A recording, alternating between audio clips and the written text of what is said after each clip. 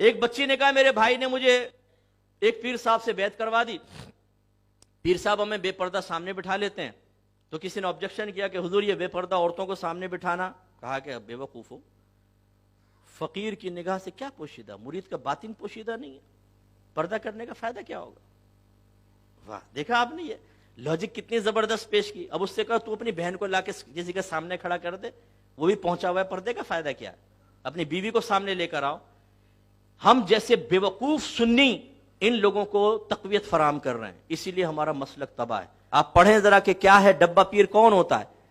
یہ جفی والی سرکار، چمی والی سرکار، اور ڈنڈے والی سرکار، کتے والی، بلی والی، سگریٹ والی، الٹا لٹکنے والی سرکار، ماں بہن کی گالیاں دے رہے ہیں اور بنے ہوئے جی مرشد۔ ایسا کیسے مرشد ہو گیا ماں بہن کی گالی بکنے والا؟ پھر کہتے ہیں جی حالت جذب میں ہے۔ ارے بھائی حالت جذب میں ہے، یہ کیا بات ہو گئی؟ گالی کا ہوش ہے، باقاعدہ علماء کو گالیاں بک رہے ہیں، دیگر لوگوں کو گالیاں بک رہے ہیں، یہ کون سی جذب کی کیفیت ہے؟ ایک پیر صاحب گالیاں بک رہے تھے میرے سامنے، بولے یار یہ کیا کر رہے ہیں؟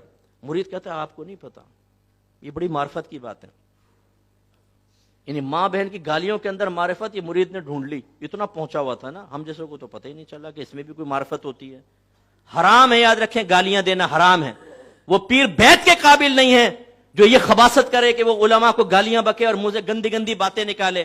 اگر آپ یہ سمجھتے ہیں اس کے بعد روحانیت ہوگی تو آپ سب سے بڑے بے وقوف ہیں۔ روحانیت نبی کریم صلی اللہ علیہ وسلم کے طریقے پہ چلنے میں ہے، آپ کی سیرت اپنانے میں ہے، نہ کہ آپ کی سیرت کا خون کر کے وہ اللہ کی بارگاہ میں مقبول ہو سکتا ہے۔ غلط ہے یہ چیز۔ شریعت پر چلیں گے تو اللہ کی بارگاہ میں مقبولیت ہوگی۔ اِنَّ أَكْرَمَكُمْ عِنْدَ اللَّهِ أَتْقَاكُمْ، بے شک تم میں اللہ کی بارگاہ میں سب سے زیادہ عزت والا وہ ہے جو تم میں سب سے زیادہ صاحب تقوی ہے۔ ماں بہن کی گالیاں بکنا یہ تقوی کا رنگ ہے کوئی؟ یہ تو تقوی کا خون ہے۔ ایسے الا ان اولیاء اللہ لا خوف علیہم ولا هم يحزنون، خبردار بے شک اللہ کے ولیوں کو نہ کچھ خوف ہے نہ کچھ غم ہے۔ یہاں تک تو پیر سنا دیتا ہے، آگے بھی تو سنا ہے الذین آمنوا وکانوا یتقون، اللہ کے ولی وہ ہیں کہ جو ایمان والے ہیں اور صاحب تقوی ہیں۔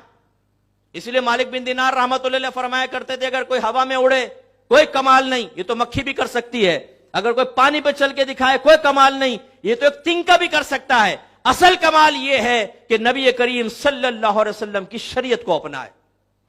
آپ ہماری کتاب پڑھیں، آپ کو سمجھ میں آئے گا۔ ناراض مت ہوں، اگر آپ کا کوئی مرکز عقیدت ایسا ہے تو اس پہ شرعی دلیل پیش کریں۔ شریعت آپ کی نہیں ہے، شریعت آپ کے پیر کی نہیں ہے، شریعت میرے نبی کی ہے، اس نبی کی شریعت پہ چلنا ہوگا۔ اگر آپ اپنی شریعت وضع کر کے اپنے نبی کے فرمان کو غلط قرار دیں گے، پیر بھی جہنم میں جائے گا اور آپ بھی جہنم میں جائیں گے۔